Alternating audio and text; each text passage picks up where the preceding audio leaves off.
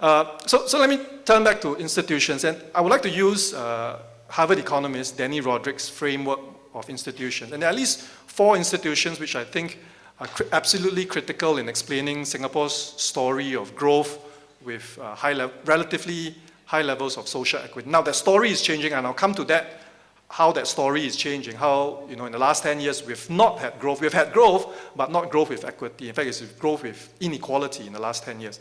But for the first 40 years, you know, we really had growth with equity. And these institutions that I will talk about were absolutely critical in enabling that, in supporting that story. The first is market enabling institutions. And that refers to at least 2 things. It refers to the rule of law, the protection of property rights, and that requires an independent judiciary. Second, it requires a clean, non-corrupt civil service. And third, it requires a strong public expectation of clean government. So these are institutions that enable the development of deep, sophisticated, well-functioning markets. And you need that for any kind of orderly development to occur. Second, you need, the second set of institutions that are crucial for efficient, well-functioning markets are market regulating institutions. Now, as the financial crisis has shown, you know, if you don't have these market regulating institutions, you shouldn't be surprised if markets become chaotic, if markets produce outcomes that are neither just nor equitable, nor efficient. You need market regulating institutions, especially in domains where market failures are rife, where there's monopoly power, right, say in the utility sector, where there's informational asymmetries, whether it's in finance or healthcare, and where there are collective action problems, right, to do with environmental externalities, for instance. You need these market regulating institutions to correct for market failures and to ensure that the agents who are producing those externalities internalize those externalities. You need to ensure those externalities are properly priced. The third set of institutions that are quite vital for a well-functioning democracy and for development are market stabilizing institutions. And this takes at least 2 forms. First, sound money policies, right? Good financial regulation, high prudential standards for financial institutions, stable exchange rates, and sound monetary policies that keep, you know, a lid on inflation. Not just general price inflation, but also asset bubbles. And the last thing you want, you know, for emerging economies to have overextension, over-leverage household or corporate sectors. And another set of market stabilizing institutions that are quite key would be fiscal rules, right? Fiscal rules that lean against the wind, governments prepared to spend more in a recession and tighten when there's inflationary pressure. Fiscal rules that ensure that the government balances its budget over the business cycle. Rules on the protection of financial reserves and how those reserves are used. I think those are quite vital in ensuring good fiscal stewardship, right? Ensuring that public resources are put to good use, and you need hard limits on public spending, such that the state does, because public spending once started is extremely difficult to withdraw. So when they're started, you must make sure that they're done so on good, sound economic grounds. And the final set of institutions that is absolutely vital, especially when the economy is growing rapidly, and especially in the context of rapid globalization, is market legitimizing institutions. And you need social spending programs, you need redistribution programs to ensure that the fruits of growth, to ensure that the fruits of globalization are widely distributed. And in Singapore's context, the most important market legitimizing institution is public housing. The state doesn't spend a lot in areas like unemployment benefits. In fact, it hardly spends anything on unemployment benefits. We don't have national pensions, or it's an employee savings scheme, much like your EPF.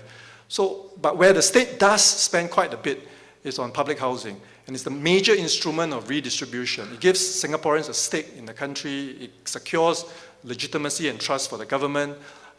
It gives everybody a stake in growth and in growth promoting policies. It is absolutely important.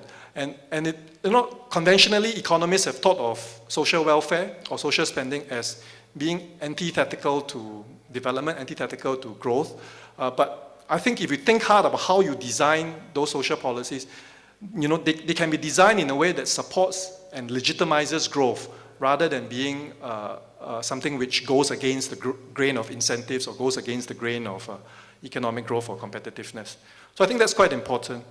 But at the same time, I also want to add the caveat that the social and economic context of Singapore is changing, and it's changing very, very rapidly. We saw that most obviously in last year's elections. I think a big part of it has to do with the fact that the Singapore economy has just become extremely volatile in the last 10 years. We've had more recessions in the last 15 years, right, since the Asian financial crisis, than in the 30 years before the Asian financial crisis. We've had 4 downturns in the last 15 years, which is double the number of downturns we've had before in the 30 years before the Asian financial crisis. So that's the first fact of economic life, right, in the last 15 years, greater economic volatility. And when you think about greater economic volatility, then you think then the state must play a more activist role in terms of absorbing some of the risks that citizens are being exposed to. Otherwise, what happens instead is this, increasing inequality. And I know that it's been a trend that's affected most developing and emerging and even developed economies, but the increase in inequality in Singapore has been faster than in most developed economies. And it's a real threat to a few things: A, social cohesion; B, political legitimacy of the government; and C, it's a threat to the kind of the ethos of the city, right? The ethos of the country. How cohesive are we as a people? And if you compare Singapore with other developed economies, it is unusually unequal, right? Given our level of GDP per capita, we are really off the charts, right? In terms of we have inequality levels, similar to those of Mexico, so it's really unconscionable, I think, that we should have such high inequality, considering how much fiscal resources the state has access to. And it's not just, Singapore's policymakers like to say that inequality is a global phenomenon. It's not our own doing. It's something that we just have to manage. But the fact of the matter is that our own policies and institutions in the past decade have contributed to that rising inequality. Our own tax changes, right? We have brought down income taxes, which are a progressive tax, and increased the goods and the goods and services tax, which is a regressive tax, right? And so that's made our whole tax system a lot less redistributive and a lot more regressive. Second, we've had very liberal immigration policies. We've had an increase in the population, in the resident population of 1 million people, 20%, over a period of 10 years. That's unheard of, right? A 20% population increase. Even in the most virile societies, you don't get the kind of population increase. And it's not because Singaporeans have suddenly decided that they want more kids. It's entirely due to very liberal immigration and foreign worker policies. And the effect of those liberal immigration policies has been to hold down wages at the bottom and to drive up wages at the top, so that you've got this increasing spread in your income distribution and hence a rising Gini coefficient. And the third set of domestic policy factors is that the state simply has not been redistributive enough. Remember I was talking about those market legitimizing institutions? We haven't really improved on those. We inherited those from 30, 40 years ago, and they've remained static. There have been very few policy innovations or policy adaptations in the area of social spending. So if you look at how redistributive the OECD countries are, they have Gini coefficients before taxes and transfers of about 0.45, and after taxes and transfers, they brought it down to less than 0.3. And you compare that with the Singapore experience, and the state hardly makes a dent in terms of redistribution. So, so it's clearly the state is not doing enough in dealing with the rising inequality caused by globalization, caused by technology change, and caused by our other domestic policies and institutions. So I think all this calls for a rethinking of our social and political compact. The social compact that was appropriate for Singapore's first 30, 40 years, all right, in terms of relatively limited social safety nets, that was appropriate for a particular context. It was appropriate for a society that had a young population, where growth lifted all boats, right? You had high income and social mobility. And so lean social safety nets, social security system that emphasized individual savings, that was appropriate for that context. Now the context is changing, right? The context is no longer so benign. Instead, we've got more volatile and erratic economic growth. We've got rising income inequality accompanied by low wage stagnation. We've got a very rapidly aging population. We've got a very rapid pace of economic restructuring in the context of relatively limited social safety nets. Housing, public housing, which I said earlier was a very important instrument of redistribution, has actually become a lot less affordable. And finally, we have quite a far more contested and vexed and greater demands for political representation. So in the context of all these quite profound social, economic, and political changes, it's absolutely critical that we adapt and rethink our social compact. And I would say, you know, there are two broad lessons or takeaways from the Singapore experience when you think in terms of institutional change. The first is that, you know, from the Singapore experience, the first lesson is that, you know, the role of the state is as important as the role of markets.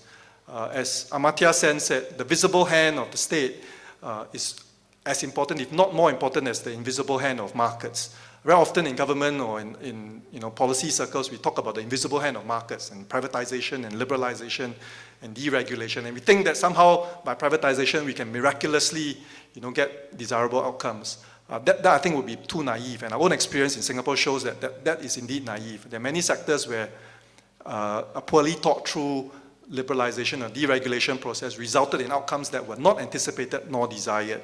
So I think you need to think very hard about how you regulate markets, how you stabilize markets, how the state intervenes and gets the state market balance correct, and how you structure incentives properly. That's the first lesson I would offer. And we have to learn it in certain areas, learn it the hard way. The second lesson I would say is, you know, institutions need to be constantly adapted. There's never a stage where you can say, right, our institutions, we have arrived. Right? This is the pinnacle of achievement and we can rest on our laurels. Institutions have to be constantly adapted for the changing context. And in Singapore's context, you know, we do need a new policy and institution. We do need new policy and institutional settings in the area of social spending, in the area of redistribution. So with that, I thank you very much for the opportunity. Thank you. Thank you, Donald. Thank you, Donald, for a very concise and good take, I think, on the Singapore model of development.